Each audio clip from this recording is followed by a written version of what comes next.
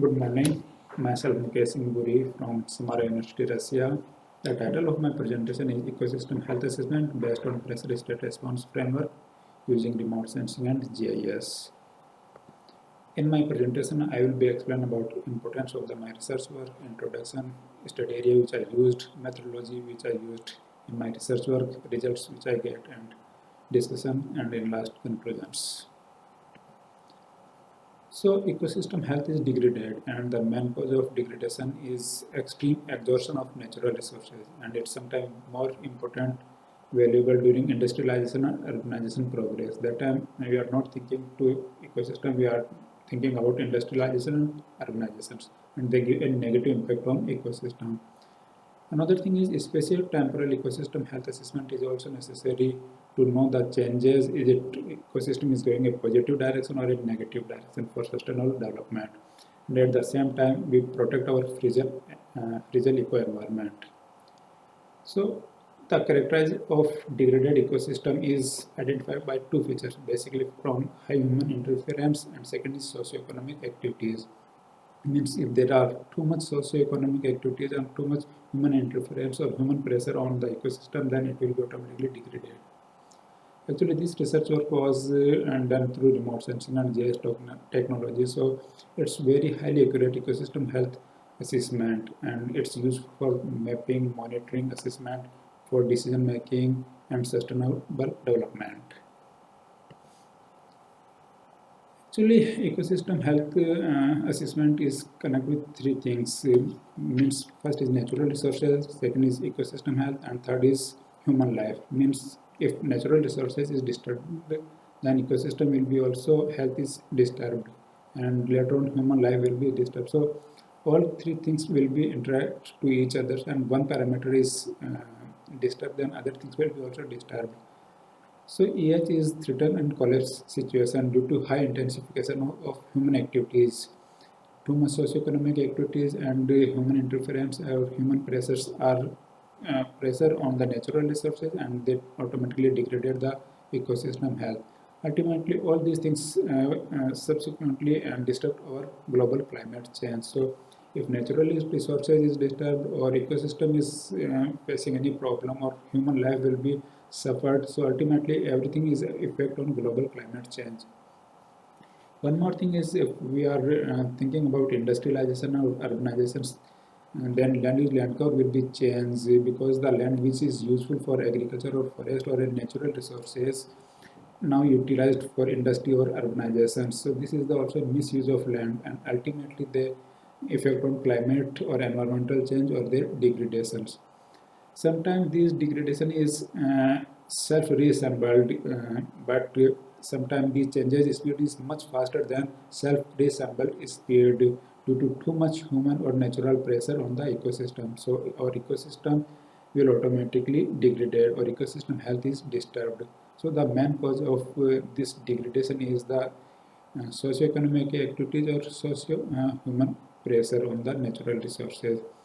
Later on, these will be create some problems in the study area or any area like air pollution, noise, traffic jam, temperature and humidity variations, uncertainty, and differences in rain intensity. So I can say that two parameters are important here. One is ecosystem health degradation, another side is economic development growth. Means if we are thinking about economically or unsustainable development or their growth, then ecosystem health is degraded. So we need to make a balance situation between both things. We need to think about ecosystem health as well as economic development of the area. I choose Samara as a study area. This is the location of Samara in Russia, and I choose 6 districts of Samara state as a study area. Here is the Samara city, few towns. This is the biggest European river Volga, hilly terrain of forest area. This is the agriculture based. So this is my study area for ecosystem health assessment. In methodology, the main thing is how I can identify ecosystem health or how I can identify ecological response. So basically, I was thinking 5 parameters: soil, water, vegetation, biology, and atmosphere. Because if one parameter is disturbed, they will be automatically give some response, and it will be for ecology or later on ecosystem health. So how I can collect this information? I just choose multispatial spectral and temporal resolution images, satellite data, which have different spectral bands, spatial resolutions, or specific time periods, and then detect surface condition or information related to soil, water, vegetation, biology, or atmosphere.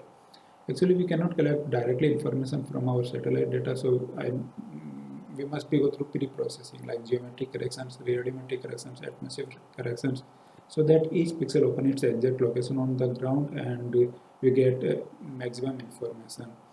Then I make around 15 thematic layers or informations and divide in two parts. Actually, whole work was under PSR framework, pressure state response framework. So the indicators which give a negative impact on ecosystem or ecology, I use what pressure indicators, and the layers which make them a balanced situation or give a stability to ecosystem, they are called state indicators. Like DM, if we go in height or high elevations, the ecosystem socioeconomic activities is reduced, so automatically ecosystem is more healthy. Extreme evaporation is put a negative impact. Light index is also related to socioeconomic activities, means if light index is high means there are too much socioeconomic activities and they put a negative impact on the ecosystem. LULC change, it's again a negative impact. Terra and roughness, NDWI, moisture index or water index, soil adjustment, vegetation index, global environmental monitoring index, and temperature, road and rail index, means they put a negative impact on ecosystem. That's why I call here pressure indicator. And another thing, NDY, leaf area index or fractional vegetation cover, they are more natural resources or natural things. So they make balance situation that reduce the pressure from the pressure indicators. So when we detect subtract state indicator from pressure indicator, we get a response indicator, and later on it's called a ecosystem health. So few parameters, around 12 indicators produce a negative impact on the ecosystem, and these three parameters put a positive impact on the ecosystem or ecology, and we make a balanced situation, and that get a response indicator. So we cannot utilize directly this data. So first I use same scale and same scale for all satellite data in terms of spatial and temporal resolution. Then normalized them from 0 to 1 range so that each thematic layer or indicator get a same weightage or importance in the results. So pressure state response, actually we give a specific weightage to each indicators and then put them in pressure PSR framework. A pressure indicator means it shows the pressure, human or natural pressure on the natural resources. A state indicator, as I told you, it shows the balance situation and reduce the pressure. Response indicator, which is it's get results from the both. So we can say that response indicator means undesirable changes in environment and natural resources due to pressure and state indicator. Actually, this research work was used all remote sensing data derived ecological indicator source. I can say that it's an accurate ecological condition assessment, and it's useful for decision making for protection, preservation, and recovery of ecosystem. Provide multi-dimensional, multi-characteristic, and regular and quick availability of data with very high frequency, good quality for any date, time, and location. Sometimes with conventional data, we cannot do analysis work on top of the hills or valley, but with the help of remote sensing data, we can do work at any date, time, and location with cheaper than our conventional methods. So for ecosystem health, I use this formula. We give some specific weightage to each components. Components means here environmental, climate, soil, moisture, greenness, LULC, artificial features and energy, water content and landscape. Then give a specific weightage based on analytical hierarchy process and get our ecosystem health. RI means response indicator which can generate from the PI minus SI, means pressure indicator minus state indicator. So I can say that if pressure is high, then it will be worst situation of ecosystem, and in low pressure, less human activities means best ecological condition or best ecosystem situation. In another word, if SI is high, then better ecological condition in that situation, RI is automatically reduced. So lower SI is a poor ecological condition. Here I want to say that high pressure, or in another word response indicator, will high means a poor ecological situation. In that situation there are a lot of changes in ecosystem, means ecosystem is not a stable and it's unstable situation, means there are a lot of possibility of natural disasters. So high response is a high ecological disturbance, unstable condition or environmental change. If we talk about SI state indicator and low response, in that situation the response indicator is automatically low and it's a high stable situation, means good ecological condition. And the good ecological condition is always so an established environment with a low and no changes due to less human and natural pressure. So the ultimate results, so that if there is low response indicator represent a stabilized ecosystem and sustainable development. So RI must be always low, pressure must be low, but SI must be high. These are few resulted maps of my study area, like this is the elevation or height maps. Height is high, then socioeconomic activities is reduced, so ecosystem health automatically high. This is light index map. You can see on close to Samara city, light index is high, means high socioeconomic activities, and it's less ecosystem health. Same thing for road density, railway, land use, land cover, land surface temperature, and humidity. This is the LULC table for different years. I was not going more detail in that because that is not so important. When I get the results of PI pressure indicator, you can see from 2015 and 20, the pressure indicator is centralized from all over area to in only city center or close to towns. And for changes, the red color is degraded, yellow is unchanged, and green color is updated area. For response indicator, you can see the intensity is response indicator is reduced, and this is so the total change from 2010 to 20. This is the state indicator which shows the stability of the ecosystem. Here is the forest area which have natural resources and high stability. Our EH map is also very similar to SI index because excellent ecosystem health is present in forest area, and poor is going to more like industrial area or more socioeconomic activities area. Further, I also divide a pressure indicator or RI indicator in 5 parts to know the how many area cover, like low standard or medium standard or high pressure or response indicator. Total changes area means upgraded area is 44 percentage and unchanged area is 30 percentage in RI. You can see that mean value of PI is continuously increase and then reduce. So first pressure was increased, later on it's reduced, and in RI situation is mean means first increase and again it's increase. So ultimately our stability was reduced in our ecosystem in the study area.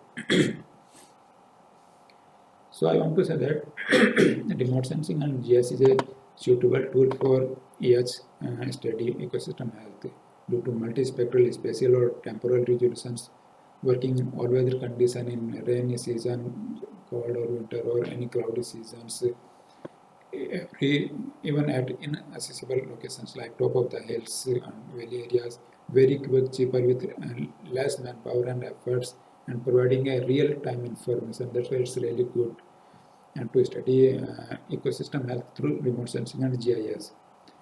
During my study work, I checked that population was continuously increased from 2010 to 2020, and this increased population required more housing facility, more food, and other productions.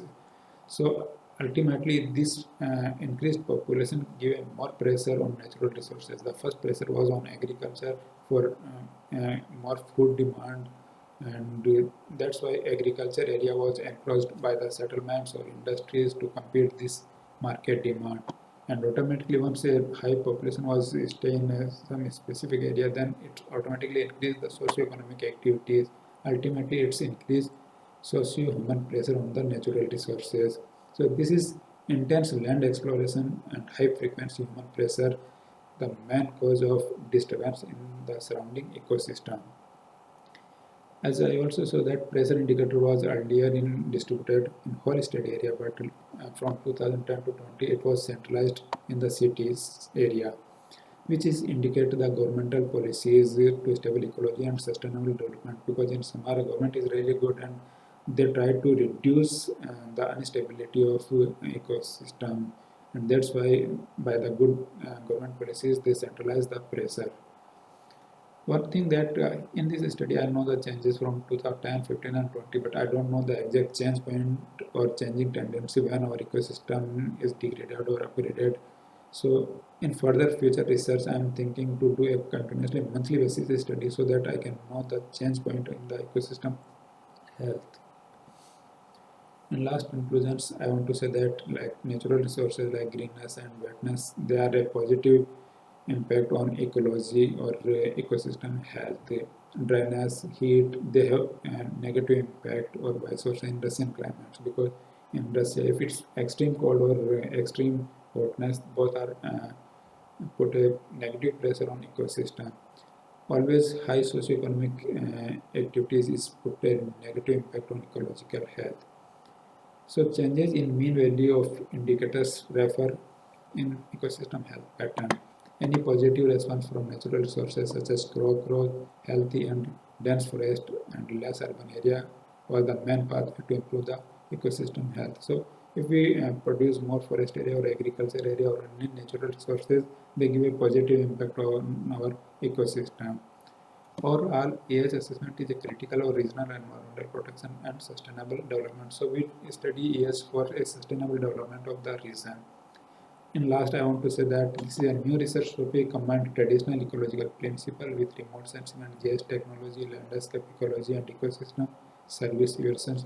It would have great sustainable development. So it's really good if we study ecosystem through remote sensing and GIS, and it will be provide a real-time information. Thanks for your patience, and you are most welcome to ask me any type of question related to my research work or remote sensing and GIS. Thank you and have a great time.